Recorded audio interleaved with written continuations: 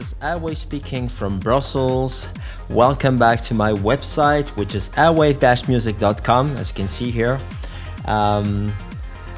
My social networks such as Facebook /AIRWAVE fanpage or Twitter /AIRWAVE music.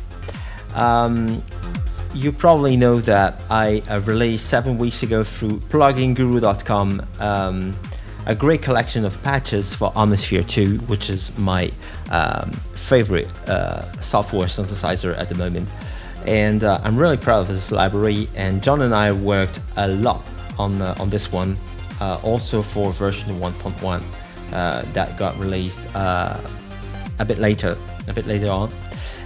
We added multis in order to have lighter versions of some CPU-hungry multis, and we still kept the patches to 150 plus. And you have 26 AIRWAVE effect racks that got included. Right now there is a sale on pluginguru.com, as you can see. Buy one library 12% off, buy two libraries 24%, well, and so on and so on. Sale ends August 15th. So it's if you don't have my library of patches for Omnisphere 2, and if you own Omnisphere 2, now is the right time. By the way, we got amazing reactions from customers and from producers from all over the world, whether they are into dance, trance, or even movie music. They are really into those patches, and from the bottom of my heart, thank you for your kind support. This is great. Feeling getting so much reward from this library, and well, thank you. Today I would like to extend the previous video a little bit. So the previous video I was explaining a little bit about kick drum design into Omnisphere 2, the way I did them. And as you can see here, I've got Omnisphere loaded because I want you to go further. And for that, I'm going to show you a fantastic trick that I've been using for about 15 years. It's probably my biggest tricks when it comes to kick drum design. And for this example, I'm going to use the kicks with volume 1. So for this example, let's say, here we are, air kick 1 on part 1, and for this technique I'm going to use again the multi mode, the multi-timbre mode inside Omnisphere, especially the stack mode. Here you have air kick 1.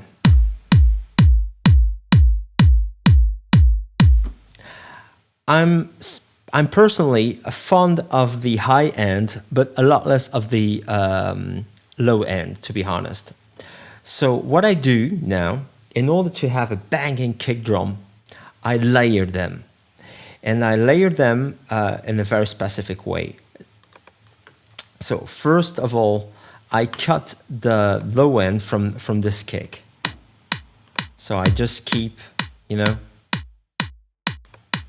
the high end here, as you can hear.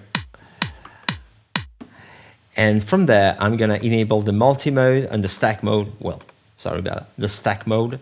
And so I can play up to 8 parts simultaneously, but for this example, 4 is enough. So I will not touch anything else here.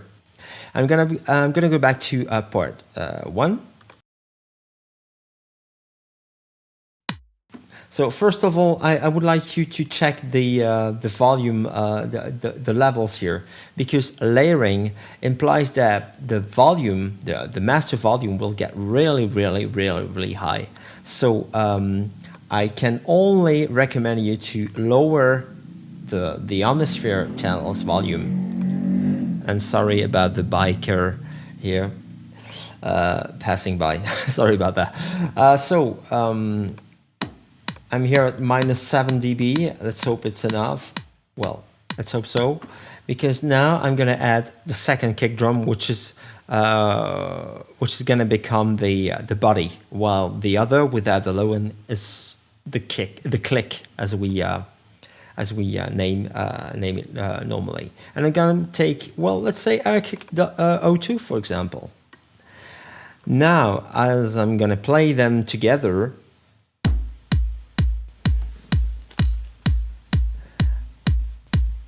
you probably can hear the difference.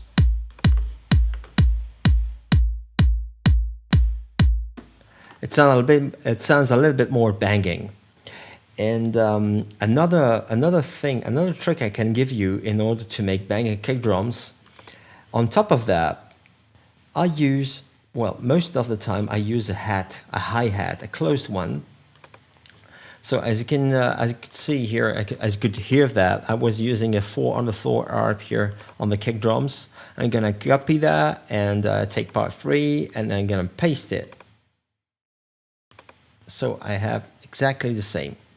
And from there, on the hat, I took, well, I randomly chose one. So what I'm gonna do now is bypass all effects.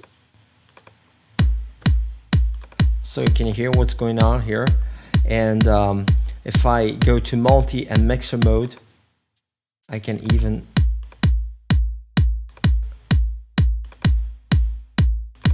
as you can hear, you have that little thing here that's really cool. And into the effects here, I can eventually enable this one, so makes the sound a little bit louder. Sorry about that. From there, I have to lower the volume here in the multi mixer, just to make sure that it doesn't get too loud. So it's really getting banging here, but here is another trick up my sleeve, and this is my best trick, the one I've been using for 15 years and even more. When you have a kick drum with the low end, the problem when you have all 3 parts playing together, look at the VU meter here in Logic. It's really getting high, and especially because of the attack of the kick, because you are layering 3 sound sources. There is a way to make it a lot more bearable for your compressors, because I guess you're gonna use compressors and limiters eventually on the channel afterwards, and there is a way to make it a lot more bearable for the peaks, for the peak limiters and the peak compressors, and at the same time it makes the kick drum sound even more banging. And this is really simple. I take the low end kick here, which is the Air Kick 2, as you can see. I go to the common effects, and I will go and add a delay, a chorus echo delay. You might think, hey, what is he doing? Actually, I'm going to show you a way to have a standard delay in milliseconds, so I can more or less precisely replace my low end. So you will first have the high end kicks and high end kick and hat playing first, and then you will have the low end kick just hitting a few milliseconds later, and you will hear the difference. It's awesome. It's so ridiculous. First, we have to set up to set things up correctly here in the chorus echo. So the tone here has to go to bright maximum, width to 0%, and there is a reason for that. The low end kick drum, when you're looking for low end, it's all mono, so you know it. From there, you have the depth. I put it to 0%, the rate 0, feedback 0%, and delay. Well, from now, as it's in BPM mode, it's not what I'm looking for. So I'm going to chorus 1, and this way, as you can see, I have milliseconds. And look at the precision. It's a lot more interesting in my case. So I put the chorus echo to 100%. If I play now, I have the low end playing 1 millisecond later as the rest of the parts. So just a quick reminder of how it sounds in first instance. It's not bad. And once I put this to 100%, delay 1 millisecond.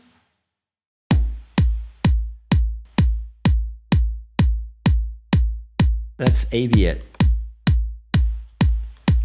Difference is really slight, but once you crank this one up a little bit, this is the maximum you can use actually. 4 or 5 milliseconds. This is the maximum, and now we are gonna compare that.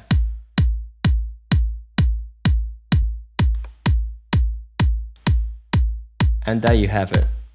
So this is a banging trick. So we have, let's recapitulate. Let me get it straight here for you. We have air kick 1 playing just the high end, thanks to the high pass filter in the main section here. We have the low end kick drum playing straight with cutoff completely open. In the effects, I added a chorus echo back to 0, mode chorus 1, and a delay of approximately 2, 3, 4 milliseconds, and the mix to 100%. And then we have a hat on top of that, just playing the same pattern as the kick drums for the convenience of this video, of this screencast. And there you have it.